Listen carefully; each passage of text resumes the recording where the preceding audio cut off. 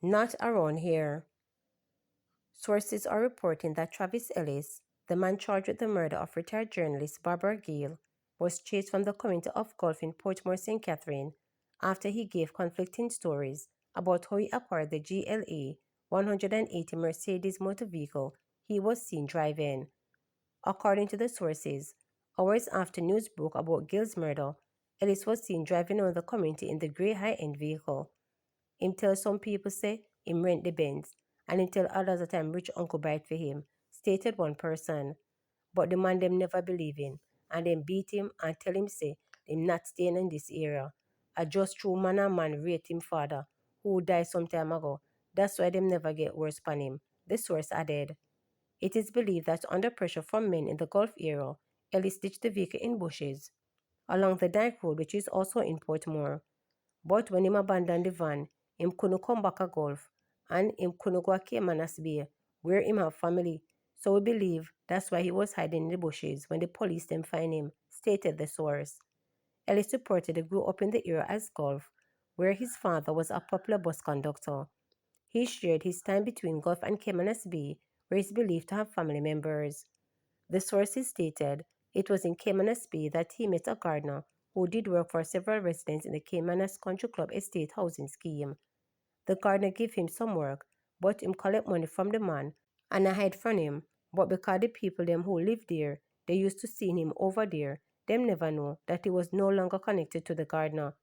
That is how him could reach to the journalist's house to sit down and talk with her, and would believe in kill her for the Benz, added the source. Ellis has reportedly confessed to killing Barbara and is expected to enter a guilty plea when he appears in the St. Catherine Parish Court. He is facing charges of murder and robbery with aggravation.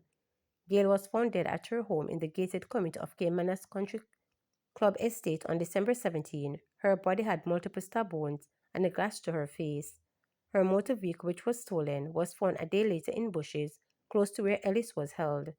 Several people and entities react with shock and horror at the killing of the veteran journalist who made her name as a fair and accurate court reporter during her more than 50 years in the newsroom.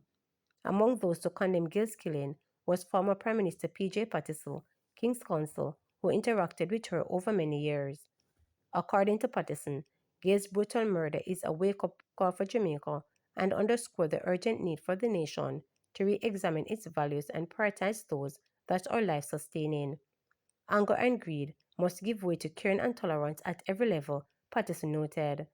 He added, the solution to national dilemma has to begin with acknowledging the sacredness of life, the belief that one's own life is of intrinsic value that necessitates valuing and treating others with respect.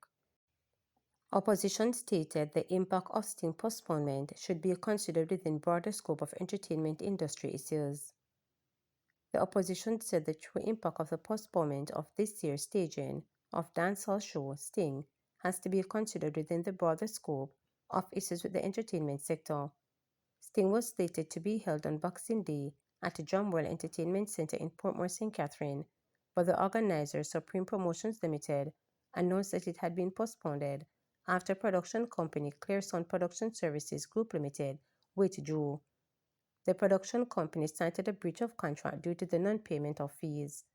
In reacting to the postponement, opposition spokesperson on culture and creative industries, Dr. Deborah Hicklin, noted that employment and earning opportunities are still available at other events being held over the holidays. Dr. Hickelgarden said the situation with Sting highlights the need for a sustainable process of developing Jamaica's entertainment industry. She said an assessment of the industry after the December-January period will provide a better understanding of the impact that Sting and other mega events have on the country.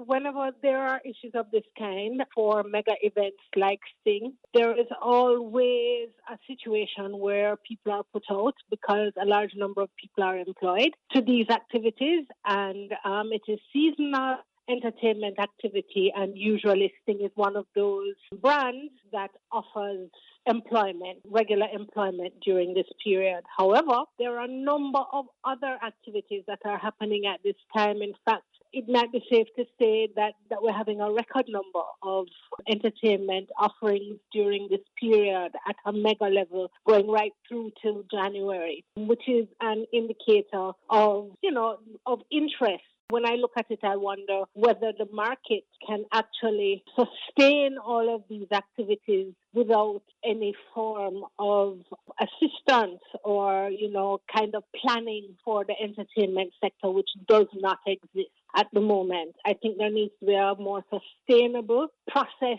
of developing the entertainment sector. And we need to look at the market with a view to growing it. Of course, the people in Portmore would be disappointed because it is usually an income generator.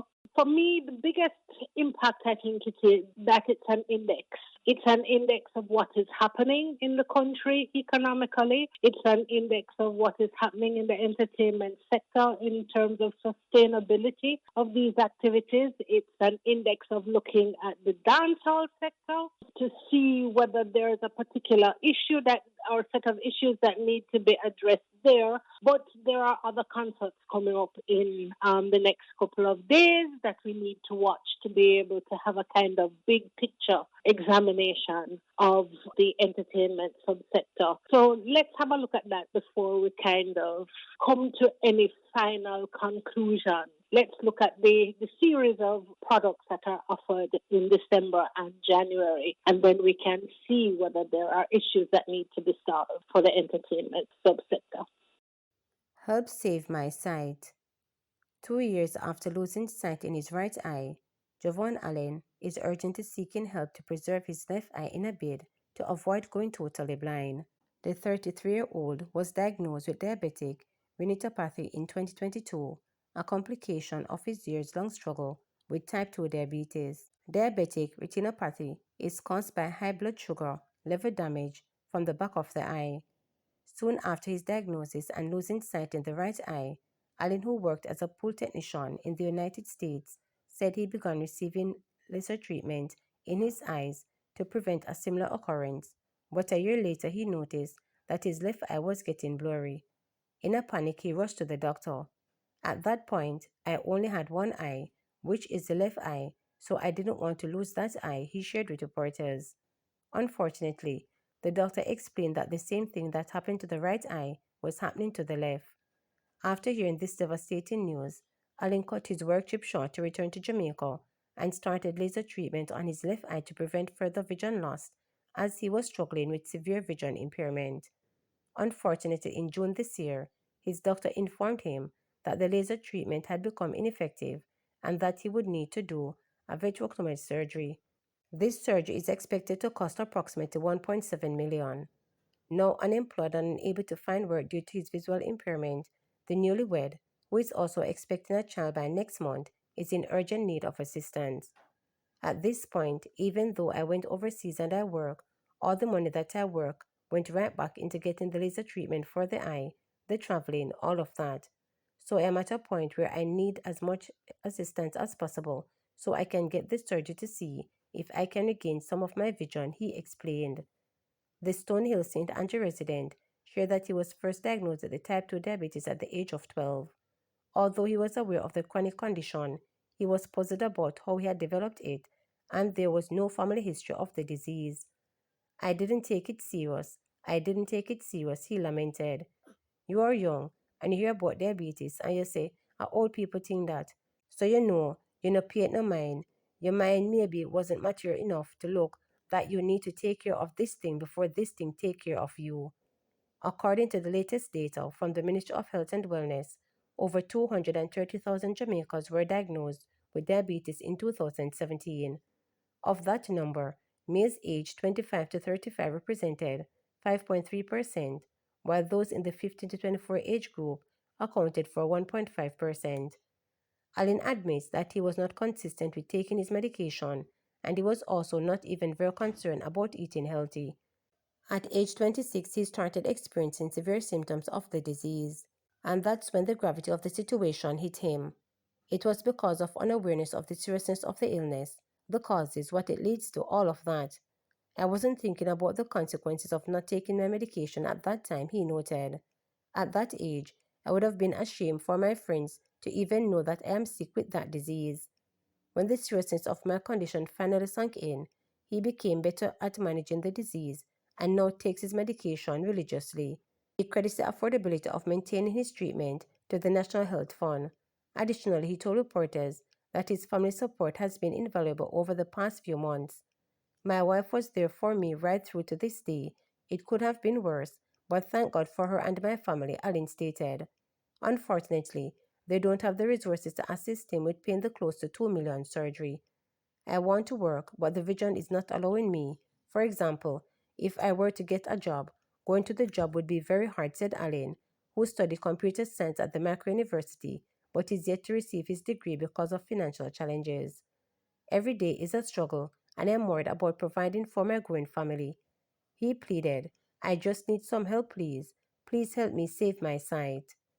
If you wish to help Javon Allen, you can contact him at 876-305-4755, or funds can be donated via bank accounts: National Commercial Bank, Javon Allen, saving account number 814-171-418, location Port Mario, or Scotiabank, Javon Allen, branch New Kingston, transit number 50575, account type check-in, account number 50575000954 account currency Jamaican dollars. You can also make your contribution via GoFundMe at gofundme.me/774cd9ac. Remember to subscribe, like, share, and click the notification bell for daily updates.